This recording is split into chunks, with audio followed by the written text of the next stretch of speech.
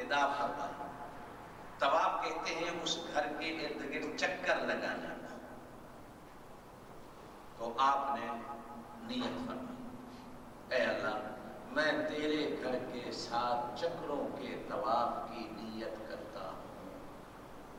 تیرے گھر کے 7 چکروں کے طواف کی نیت کرتا ہوں، اس کو قبول فرما، اس کو آسان فرما. اتنی نیت کرنے کے بعد پھر آپ نے حجر اسود کی طرف 3 دفعہ ہاتھ کر کے بسم اللہ اللہ اکبر، بسم اللہ اللہ اکبر، بسم اللہ اللہ اکبر.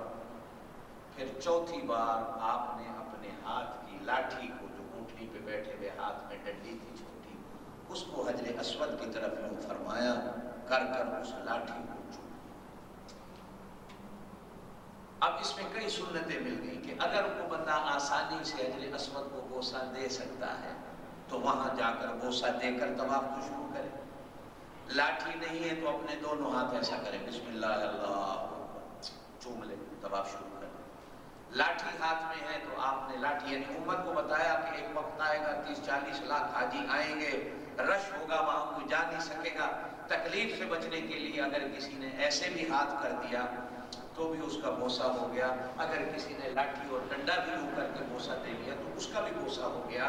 اگر وہ آسانی سے جا پہنچا، کسی کو دھکا نہیں دینا، خود بھی تکلیف میں ہو، کسی کو بھی تکلیف دے، کیوں تکلیف دینی ہے؟ تو جب اس طرح بھی ثواب پورا ہو سکتا ہے تو بندہ پورا ثواب کرے آسانی کے ساتھ. اب آپ صلی اللہ علیہ وسلم طواف کے لیے حجر اسود کو بوسہ دے کر روانہ ہوئے. آپ نے صحابہ سے کہا ذرا سینے کو کھلا کے چلو.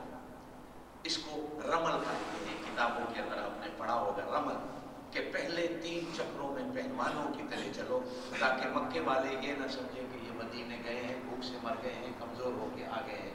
آپ نے صحابہ سے کہا اکڑ کے چلو. آپ نے پڑھا کیا طواف میں؟ سبحان اللہ والحمدللہ ولا الہ الا اللہ واللہ اکبر ولا حول ولا قوت الا باللہ العلی العظیم. یا چوتھا کلمہ لا الہ الا اللہ وحدہ لا شریک لہ لہ الملک ولہ الحمد یحیی ویمیت وہو حی لا یموت بیدہ الخیر وہو علی کل شیء قدیر. اب آپ یہ دعائیں پڑھتے ہوئے پہلے طواف کو شروع کرتے ہیں. یہاں سے شروع کریں. اب بالکل جہاں میں بیٹھا ہوں یہاں حجر اسود ہے تو یہ ایک کونا، یہ کونا اس کو رکن یمانی کہتے ہیں. یہ یمن کی سائڈ ہے، یہ حجر اسود کی سائڈ ہے. اس کو رکن عراقی کہا جاتا ہے، ادھر عراق پڑتا ہے. اس کو رکن شامی کہا جاتا ہے، شام سیریا ادھر پڑتا ہے. یہ چاروں کونوں کے نام آپ صلی اللہ علیہ وسلم نے رکھے. یہ حجر اسود والا کونا. آپ جب رکن یمانی پہ تشریف لائے تو آپ نے اسے بوسہ نہیں دیا لیکن زور سے کہا بسم اللہ اللہ اکبر. اگر اس کو چھو لے، ہاتھ لگا لے تو لگا سکتا ہے، لیکن اس کو چومنا نہیں.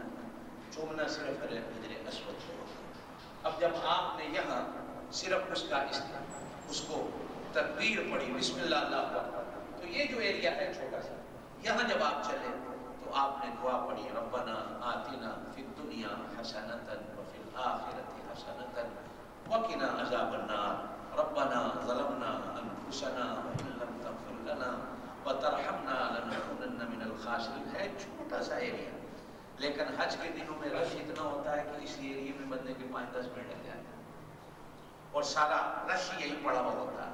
تو بار بار بھی بندہ یہی دعا چاہے 10 دفعہ بھی، وہ جگہ جب تک پوری نہیں ہوتی 10 دفعہ بھی پڑھ لے تو پڑھ سکتا ہے. آپ صلی اللہ علیہ وسلم پھر حجر اسود پہ آئے، ایک چکر پورا ہوا، پھر یہاں کہا بسم اللہ اللہ اکبر. بس اب ایک ہی دفعہ کیا، پھر دوسرا چکر شروع ہوا. پھر اسی طرح رکن یمانی پہ آئے، کہا بسم اللہ اللہ اکبر. پھر آپ حجر اسود پہ آئے، کہا بسم اللہ اللہ اکبر. پھر اسی طرح چکر لگاتے 7ویں چکر میں حضور صلی اللہ علیہ وسلم کے لیے لوگوں نے حجر اسود کو چھوڑ دیا.